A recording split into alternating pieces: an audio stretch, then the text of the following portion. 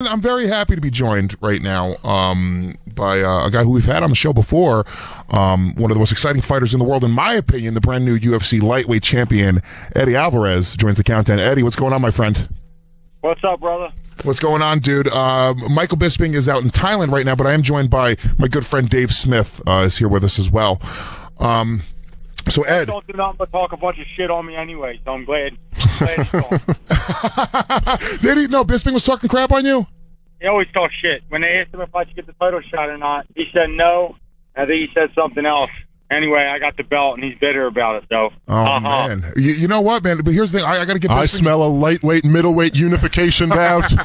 Who's with me? Look, dude, I know Mike, and I'll be honest with you, he's kind of an alcoholic. So I'm going to chalk this one up to him hitting the sauce too hard because, to be honest with you, I mean, I've been a fan of yours since Bellator. When you came into the UFC, I was super, super excited about it.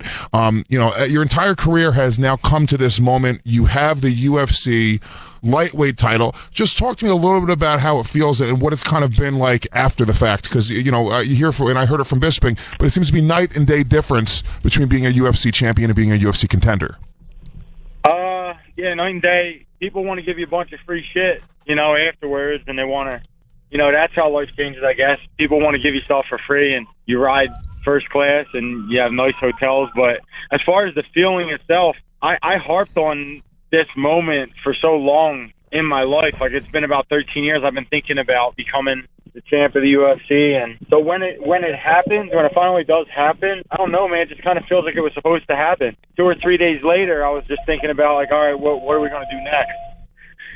Now, have you talked about your next opponent yet? Because that division, and for the longest time, since I can remember, it's been the most stacked division in UFC history, in my opinion. Have you thought at all about who you're going to face next and who your first title defense is going to be against?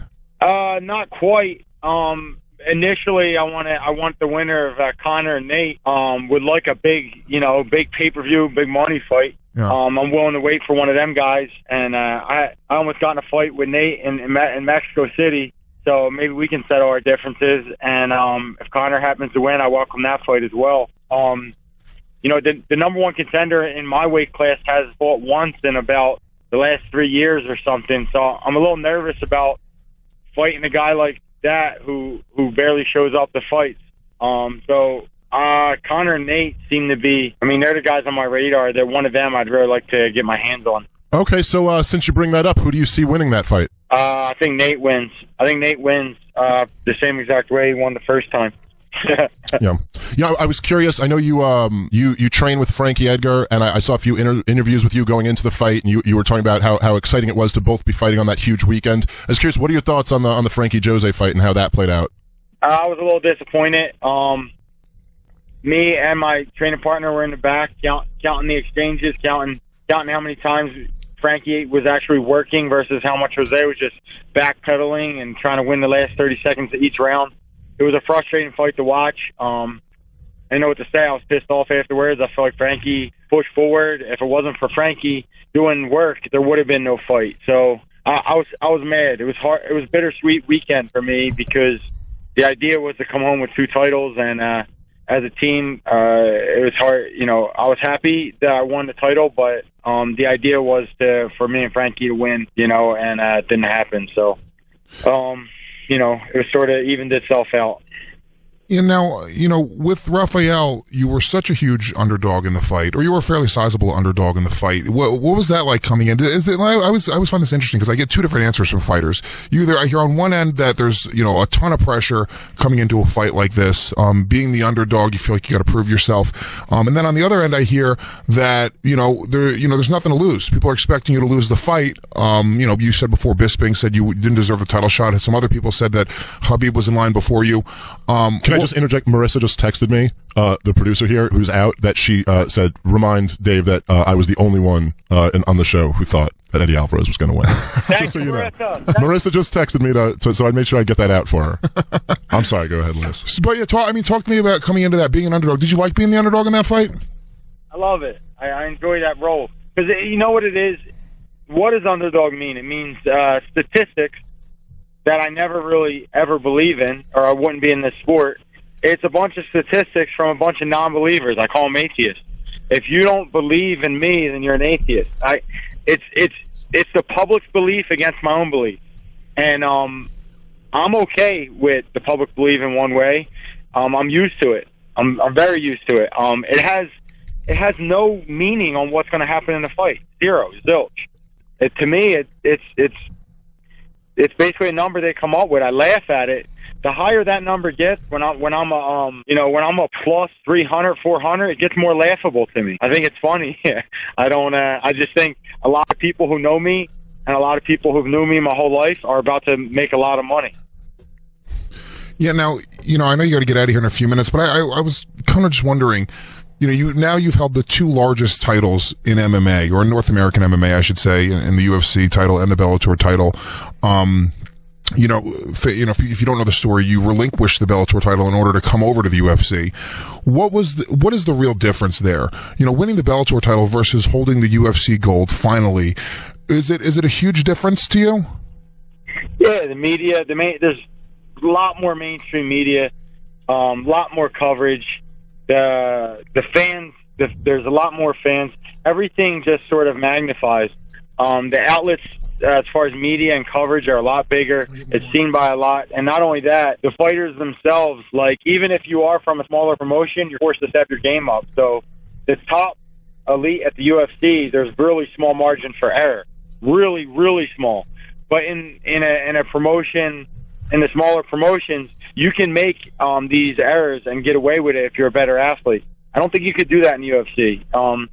You can't make these mistakes over and over and expect to get by. Someone's going to get you, and it's important to just be on your game. And one final question. You'd mentioned before about wanting the big fight versus Conor or Nate, the winner of that fight right there. There seems to be something in the air right now where the UFC, they wanted...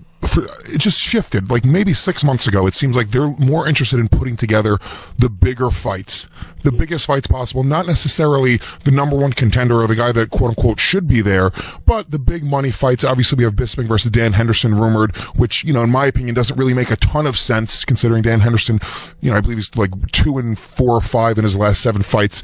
Have you noticed that? Is there something behind the scenes where the UFC has kind of thrown away the concept that we're just going to be putting the number one guy versus the number 2 guy? Have you noticed a shift at all? No, I mean, rankings are subjective anyway. So, like, for someone to say this guy's number 1, who claims him to be number 1 and why is he number 1? I think that's a question we got to ask ourselves. So, it's subjective. So to say, oh, the guy's number 1, he should get the next title shot. Not necessarily so. I mean, look at the case between Tony Ferguson and Khabib. Tony Ferguson's 8-0. He's been active for the last God knows how what. Been finishing opponents, been on a tear. Khabib's fought once in 3 years, and he's number 1, and he decides he wants the title shot. The last guy he beat was virtually unranked, maybe top 100 in the world, and he's the number 1 guy in the world. So who says that? Who makes that up? You know what I mean? Who appoints him number 1? It's really, that being said, yeah, make the fights that make sense. Make the fights that fans want to see. Who gives a shit about the rankings? The rankings only matter to me when I end my contract. Because for some reason, when you go to renegotiate your contract, being number 1 means something. And it means you get paid more. Other than that, what does it matter where you rank? All right, brand new lightweight champion, Eddie Alvarez. Eddie, how can our fans follow you on social media? I'm at E Alvarez Fight. Check me out, updates. I post a lot about my kids, my wife, and things that are going on. Just follow me. Follow me. All right, very cool, man. Eddie Alvarez, very happy to have you on the show. Hopefully we get to watch you fight Nate Diaz in the near future. That fight has fireworks written all over it. Thank you so much for your time, and we'll talk to you soon, buddy. Okay, brother. Thank you. Always love talking to Eddie Alvarez. Great guy. And thanks for calling me out on not calling him versus RDA. You could have waited until he was off the phone, possibly. Or you could have not call him out. Marissa did. Yeah. I felt that she should get her credit. Yeah. Okay? She won money on him. She bet on him. Yeah? I think Marissa's gone like 9-0 in her last 9 major fight picks. Not just that, but I actually gave her money to bet on Eddie also. And she forgot my bet. She forgot your bet. She did that to us. Yeah, she did it to us. We put a bet down on Nate Diaz against Conor McGregor. Great odds. Obvious pick in hindsight, but no one was